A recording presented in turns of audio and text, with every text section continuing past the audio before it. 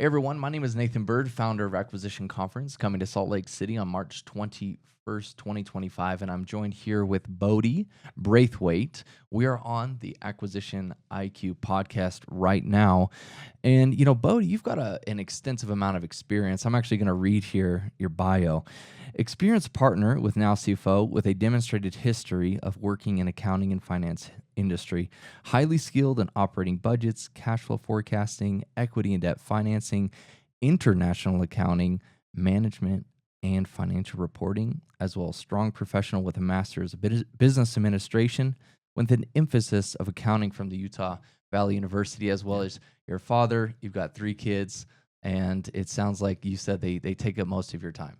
Oh yeah, definitely working, staying home busy with the kids. Yeah. Well, as business owners, we're busy as well, and we don't want to work for nothing. And I think that as we continue to grow what we have, we're looking for potential expansion, but also efficiency within what we do. And I believe as an M&A professional and somebody that works with companies time in and time out for you, there has to be some efficiencies and systems that you're seeing with businesses that you've helped. Is that correct? Yeah, no, I'm actually glad you brought up the word efficiency. 'Cause, thinking of M&A transactions, companies, the successful ones we've been a part of and ones that we've had some struggles through. I mean, the efficiency piece of it really comes down to what you're striving for in the end of it. That's where a lot of the businesses we start out with, they've bootstrapped it, they've grown, and they keep going and going, and tack on new systems, new people, new product lines, and they get through the day to day. But getting to that efficiency point where processes can run unattended or very minimal input, that's Mm-hmm. where in mergers and acquisitions particularly, that's what they're looking for is that engine that's Mm-hmm. producing that profitability or producing the outcomes for that business, and it comes back to that efficiency. Well, I think it's the quicker that you can get to systematic sustainability, but also scalability within the systems that are created through your organization.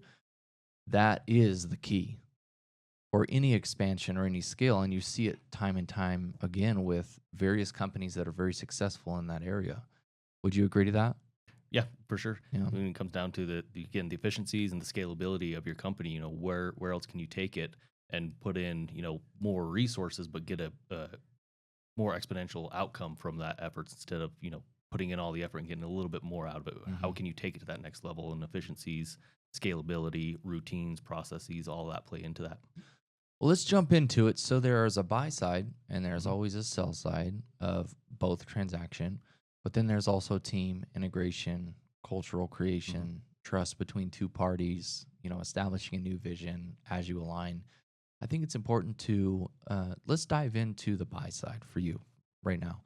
Um, what have you seen has been the best use case of two companies coming together, or someone who's looking for identifying a target, and then what do they do throughout that process? Great question. So on our side, thinking of the buy side coming in, we're looking at post transaction integration, and that really comes down to the people, processes, and systems. And how can you, to your point, get two or even more? We've been a part of somewhere. They've gone out and acquired 3 to 4 companies in a short order, and we're coming in and trying to be that conduit to get them all to work together Mhm. succinctly. So that's where you're looking for those processes in place. Helps with that. The vision, what is the goal of this transaction? In some of those it's vertical integration, some it's getting a bigger footprint or Mhm. presence in an area that you haven't been to before. And knowing that on our side, coming in as that outsourced accounting and finance expert can help be that middle person there, be the quarterback to help with the fund that's coming in and making the acquisition, and also the companies that they're bringing into their portfolio. We're that third party that can help really balance and be on both sides of the table and speak both sides and quarterback the process with them. We've talked about quality of earnings on this podcast many times, and Mhm. is that an area of focus when you're going into a buy, an acquisition of a company as a business owner? Yeah, quality of earnings and as us coming in, depending on where they're at in the process, if they've already been the transaction's done or it's in process, or even sometimes on the sell side too, companies like, hey, this might be a possibility of something we want to do down the road. Comes even with audit prep is kind of how we come in and look at it is, how how's your accounting being done right now? A lot of it's a mixture of cash basis, accrual basis, but when you're talking audits and quality of earnings, you've got to get that to GAAP financial, so the revenue and the expenses line up, and they can really see what's the profitability of the company or a product line. So quality of earnings is something that we can come in and help with Mhm. ahead of time, or after, get through some of that noise and chaos of what's on the financials to get to that accrual based accounting. Why would somebody want to buy multiple companies at once as opposed to just one? Have you seen use cases where people are doing a roll up or a multiple arbitrage? And what is the end result of that? Have you seen that? So we've been a part of a couple, and the biggest, I guess, things that come through that is one, vertical integration. So they own one piece of, a product going through a process, and they want to own above it and below it, bringing all those in together. So they've done multiple transactions at the same time, going that route, just to, it's a learning curve all around. So they just kind of lump them all together. The other portion that we've seen is getting into new territories. So it's a very similar business model. The processes are already pretty similar to what the fund is already used to, or the acquiring company that's going to, everything's going to roll up into, and it's just a new geographical location. So it's not, I mean, it's an uplift. There's definitely work to be had, but it's not as much as going into a new business line or segment. It's just going into a new geographical region. So it's a little bit easier to acquire multiple at a time in that Mhm. realm and bring them all into one. Yeah, we've seen it to be true as well that it's a mindset as well. As a founder, have you ever been in a situation where you've had to console a founder through mindset and what blocks them from actually making the leaps? Good question. Yeah, so the mindset piece of it and coming into companies, depending on where they're at in their life cycle of the Mhm. business. I mean, when we're coming in with our CFOs, the first conversations we have with our clients is, hey, what's your short and long term horizons? What's your exit strategy? Everybody's going to have an exit strategy. It doesn't necessarily mean you're going to take the chips off the table tomorrow or next year, but what does that horizon look like for you? And where can we come in and help you? And that's where we understand, where do they want to be? And that can help us understand how they're interacting in the business right now and where do we need to get them to? Because if they want to make an exit pretty soon, but we find that they're heavily involved with everything, that, the business really doesn't run without them in some part of it. That's something Mhm. where we come in on our side and can help strategically um, help them with that Mhm. process where the business is running. They're working on the business, not working in the business. Yeah. We see it so many times too with entrepreneurs that they get so excited about starting the business, whereas they're not focused on the complete finish of it. Mhm. And I think that is the gaps that we're trying to solve here, of course, with this podcast and all the education and the conferences coming up soon, is to bridge that gap of the entire life cycle of a business, as opposed to just what does it take to start all the energy that I put into this. And then all of a sudden you get to this other side of things where you start to learn about, wait, I could use creative financing, debt and equity to be able to actually acquire a company or multiple for that matter. Mhm. And then my exit value is going to be exponentially larger than what it would have been if I had just only acquired one or continued to just build the one business that I have. So it's definitely a different viewpoint, right? And the mindset shift, right? It's you also have to say, well, I can do this as opposed to I can't, and then surround yourself by all the people and all the teams. So that brings me to my next question. As far as team goes throughout the buying process, do you have any suggestions as to who would be the best, squad or team around a founder who's wanting to acquire companies? So acquiring on the acquiring side, I mean, accounting and finance, depending on what you have in house, or do you need to augment that as you're going out? And you might even have the skill set on your team that could do that role, Mhm. but also looking at it from a bandwidth perspective. Your in-house team, are they going to be focusing on your current company or the portfolio that you have? And would it be beneficial to bring somebody in that's just focusing on the due diligence or going out and finding target companies and reporting that? So, separation of who's doing what. Um, Other parts of the process that really lend well to the value in a successful M&A process is obviously on the legal side. Mhm. Getting them involved pretty early on can help dictate the structure or what targets might look good from a financial perspective, but maybe there's something else that you're not quite seeing. So legal perspective, some COO outsource as well. Looking at the Okay. operation side of it, how does that feed into the business model and the ending profitability that the company has? Okay. So law, COO. Is there any financing options or any type of suggestions that you would have for being able to finance the buy? It could, On the buy side coming in, if they're looking for targets, it comes down to what do they have on hand, how they funded the other acquisitions that they've done or in their portfolio. Mhm. There's definitely other people we can bring in that help with the funding process of that, can initiate those conversations. Look at other ways to fund a transaction besides from just the traditional loan, or is it um, coming from the fund itself? Yeah. Have you been able to experience some different ways that people have created a negotiation through a buyout? Because I know there's many different ways that you can negotiate a buyout. For example, for sale by owner, and then do a term sheet Hmm. over the course of time, and then you pay out certain amounts, or they could retain equity, or you could do a rev share throughout profit increase. Is there any other ways that you've seen or experienced? Um, I guess more on our side when we're looking at that, we're more there as I guess a counselor or giving Okay. advice on what does your term sheet look like. Because there's a lot of those earn-out periods. There's the earn-out bonuses. What's up front now, or what are you going to get paid out later down the road. So on our side, we take more of that counselor approach with the person that's going to be impacted by that. What is the feasibility of hitting those milestones? What do you need to do to change to hit those to get to realize those? So I wouldn't say necessarily see other ways that go about it. We don't Mhm. really get into that realm of it. It's Okay. more making sure the business owner understands what is on that term sheet and what does it mean for them personally and for the business. Okay, yeah, that makes sense. This is Bodi Braithwaite. He's working as he's the lead there at the Now CFO, and just working with a lot of different companies throughout their transactions, both from a buy side and a sell side. I want to dive into the understanding of now the sell side, but also some of the things that you've experienced from a negative standpoint and a deal that didn't go through. Can you remember one of those deals? Yeah, well, I was thinking about it on my drive up here, and not necessarily a deal in particular, but I was Mhm. trying to think of some of the recurring things where maybe the expectations weren't met after the dust has settled, Yeah. or they signed the documents and it didn't quite turn out how they thought it was. And it kind of goes back to us taking that counselor position to make sure that they understand what's going to be on the other side of it. And a lot of it, I've looking back on the transactions we've been involved in and it didn't have the best outcome, it comes back to the working capital calculation can really change the ending position of a deal and the cash payouts.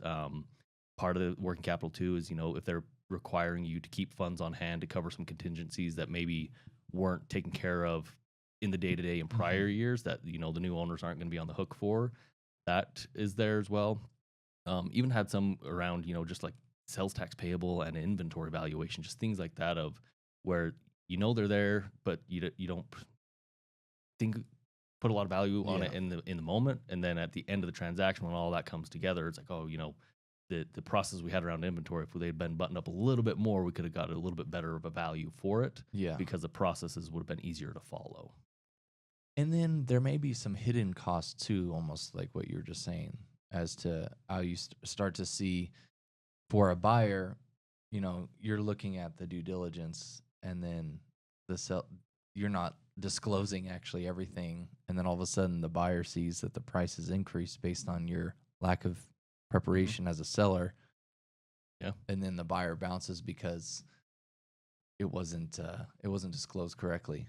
Yeah, and that comes from, it's usually not intentional by any means. It's Yeah. just they don't know what they don't know around that. And that's where it gets into that nitty gritty accounting and, gap compliance. I'm thinking of one of just coming from Colorado, for instance. You sell and ship a product into Colorado, sales tax. I mean, there could be 4 to 5, 6 different sales tax rates that you got to um, collect, report, pay, remit over time of you are in that state. And some of Mhm. them, they don't get into that nitty gritty part of it. So to your point, that that's an exposure to somebody coming in and buying that company that could crop up that they weren't necessarily taken care of in the moment.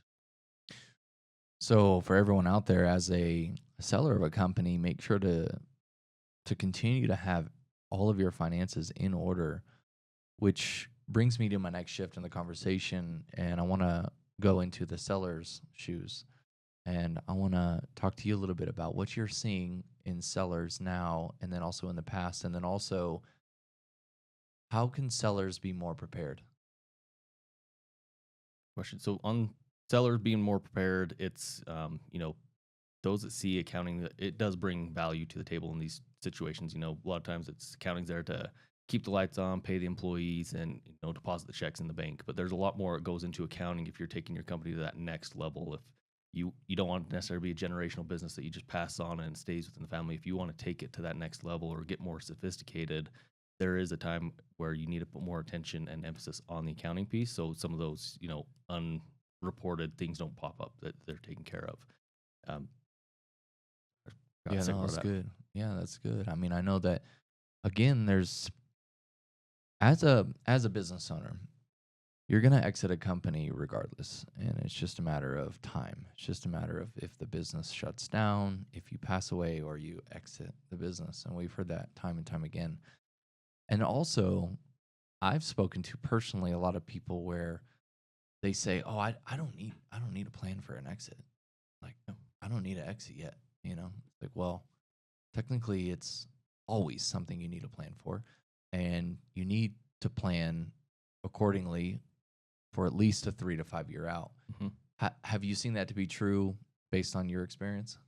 Definitely that 3 to 5 year timeline. I mean, that's where it comes into going back to, first meeting we have with some of our clients, with our CFOs, is, what is that exit strategy? And we get a lot of times like, I don't plan on exiting the business. I'm going to run this thing and see where I can take it. It's like, well, there's got to be some sort of exit plan and strategy around there. Because a lot of times, right now, 3 to 5 years out, you probably don't think about a transaction. You don't want to sell it. You really want to grow this thing on your own and keep it closely held. But things might change where you maybe in 2, 3 years you do decide, hey, maybe that is an option. You're not fully committed, Yeah. but having that conversation early on and doing that prep work over that time frame is really where you get the, depending on your multiplier, how they're valuing the company on your EBITDA number, dictates where you're at in that range. On the low end, you didn't do a lot of preparation. You're kind of just, going through the emotions, or you took your time and invested over the years to get to that higher end of that valuation.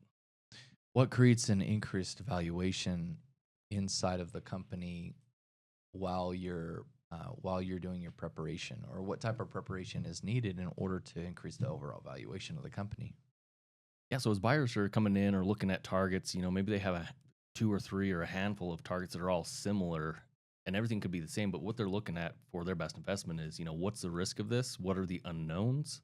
And what is the financial performance of this? And depending on the size of the company and where they're at in their life cycle, they could all look similar on paper, but once you start peeling back the layers of the onion, there could be some of those, unreported sales tax in there. Mhm. Inventory might not be accounted for the right way, or it changes methodologies as new controllers come in. So that's where, being consistent, having a process, and investing in that possibility of down the road you might want to do a transaction or some sort of exit, getting your business financial reporting wise in the best position is going to, a potential buyer or investor coming in, it's going to calm them a little bit of, hey, they have good reporting. It is timely. It is accurate. It is comparable year over year. It's not this, trying to read through the trees of what does this really mean. So Yeah. being that consistent piece. So to have clarity around the exit process, but also the value creation, who are good people to be able to contact in order to define what it is you need to do in your business to increase valuation? So it comes at, a lot of the fractional support. So the fractional CFOs, fractional COOs can do it as well. Looking at the operations of the business and where you at now, where do you want to go, and what's in the middle. And CFOs can help out with that as well. We're seeing a lot of entrepreneurs, they want to do everything themselves, and which you also see is not the best case scenario. And what it comes down to is delegation, and understanding that increased valuation is delegation. And again, back to systems. You guys are hearing it every time we have a podcast. We talk about the systems and the scalability of those systems. Well, this has been good. Would you have any lasting nuggets that you'd like to give people? I know. Let's talk about, actually, before we head out, is we've got this conference coming up. Mhm. You and also your company has helped to provide some support, and also you're sponsoring the upcoming event. But share with us some nuggets that you may be able to share on the buy side panel at the acquisition conference. Well, I guess to hit on the point again, I mean, the Yeah. successful transactions we've been a part of, or the ones that we get that higher end of the valuation. I mean, it comes back to thinking of post transaction integration. It comes to the people, the processes, and the systems. How's that going to work after a transaction happens? So, if you're in the mindset right now, I have no desire to exit. I don't even want to think about that. I just want to put my head down and do the grind. Take some time and remove yourself just a little bit and look high level working on the business. I'd be, well, if I had to in 5 years, what would that look like? What would I need to be doing differently now that I'm not? It doesn't necessarily mean you need to go out and change everything and start doing all that, but just be thinking of, where are some of those blind spots where if something does change, something does pivot, you can start working on. Again, going back to processes, Mhm. systems. I mean, that's where the investors are looking at is you're creating a lot of results now that entices them, that they're looking at you as a possible target. But what they're looking at too is what's it going to be 1, 5, 10 years down the road, True. depending on what their hold is, and how can they take your current engine, make it a little bit more efficient, and get a bigger output from it. And that's where documentation and processes can help alleviate some of that uncertainty that they might have comparing you to somebody else. Perspective is everything. And when you shift your perspective to what you're saying, then you're able to see things in a different light. And I think that, that's something that we would like to inspire you guys and challenge you to take on is a different perspective shift as to your company in 3 to 5 years. And then also what it's going to take in order for you to become that future self or become that future company that you so desire.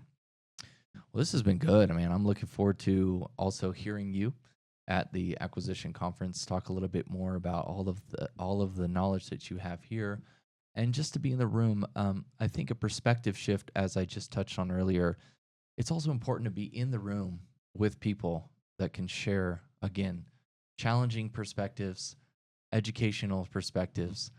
And that's exactly why we're hosting the acquisition conference, is to one, collapse time and increase your overall education to where when people like founders of companies come to you, then they're a little bit more prepared. And it makes your job a little bit easier, so you're not just having to educate the whole time. Yeah. So No, and that's where I appreciate, being a part of this and putting on this event with you and getting those like-minded people in the room, because, M&A, it touches a lot of areas. There's a lot of experts. I mean, I listed off a short list of those that to be a part of or talk to, but I mean, even, HR part of it, going to the human piece of a transaction. How do we get everybody to work together after it and buy into that vision? I mean, there's so many people that are a part of this that can help make or break a transaction, that getting in the room talking about this stuff is where a lot of this value does come from, because everybody has their own unique perspective, whether they've gone through a transaction or helped with a transaction, and what is their seat in that company, what was their experience, so you as a leader can learn from it, or as a service provider, how could you help maybe do something a little bit different or provide that insight to your client that you wouldn't have had unless you were talking to that person. so true.